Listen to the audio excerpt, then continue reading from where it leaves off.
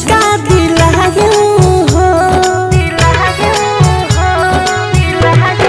हाँ छोड़ी हमारा के गोइले कमायम हो।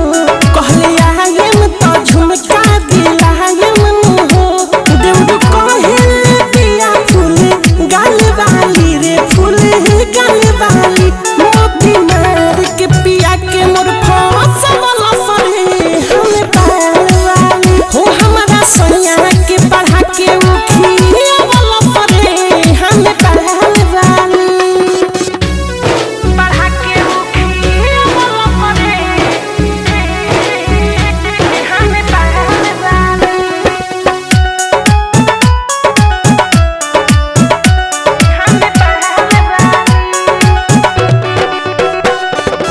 जहिया से सुनले बानी लागत नइखे मन हो। बढ़ल जत हमरा दिल के धड़कन हो। पूछस ना हाल कबो कैसन तू बानी धनिया रे हमर धनिया। लंबा लंबा बिया का दो बाल वाली रे बड़का बाल वाली मोती मार के भातार के फसल फरे हम पार वाली। हमरा बलम के पढ़ा के उखिया वाला फरे हम पार वाली हम पार वाली। म्यूजिक बाय विकेश भोजपुरिया। के पिया के फसल फरे हम पार वाली हम पार वाली। धीरज दीवाना मिठू हाली से मिला दो। पिया के हमरा तू जल्दी से ले आ दो।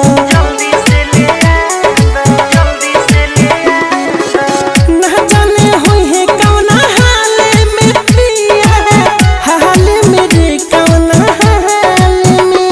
निक लागत होई उनका रोटी दाल वाली रे हाँ दाल वाली मोती मार के पिया के मोर फसल फरे हम पार वाली हो। हमारा सोनिया के पढ़ा के उखिया वाला फरे हम पार वाली।